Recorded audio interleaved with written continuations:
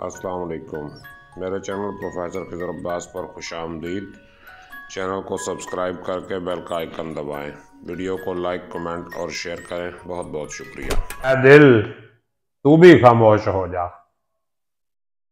ऐ दिल तू भी खामोश हो जा, आगोश में गम को लेके सो जा। बिस्मिल्लाहिर्रहमानिर्रहीम। अहबाब जी वकार, मैं हूं प्रोफेसर खिज़र अब्बास और आप देख रहे हैं मेरा YouTube channel professor Khizar Abbas. आज मैं आपके लिए अल्लामा इकबाल की नज़्म एक शाम लेके आया हूं। ये अल्लामा इकबाल ने जर्मनी के सफ़र के दौरान में लिखी।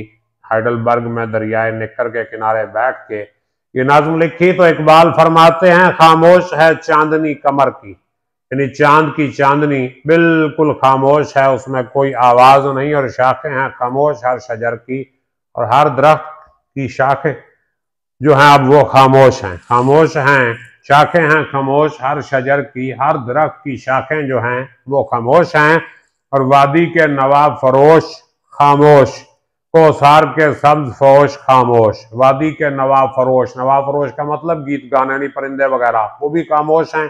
कोसार के सब्ज पोश, पहाड़ों पे जो सब्ज पोश दरख्त थे वो भी खामोश हैं, किसी की कोई आवाज नहीं आ रही।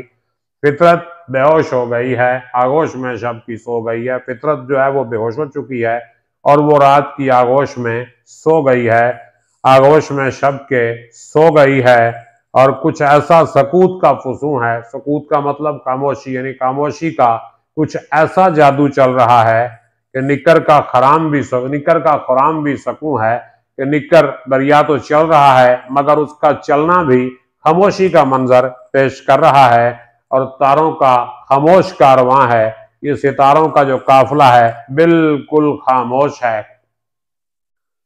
ये काफिला बेदरा रवां है, इस काफिले को जाने के लिए किसी घंटी की जरूरत नहीं है, ये बगैर किसी घंटी के रवां दवां है। और खामोश हैं कोहो दश्त तो दरिया, पहाड़ भी खामोश, जंगल भी खामोश और दरिया भी खामोश हैं।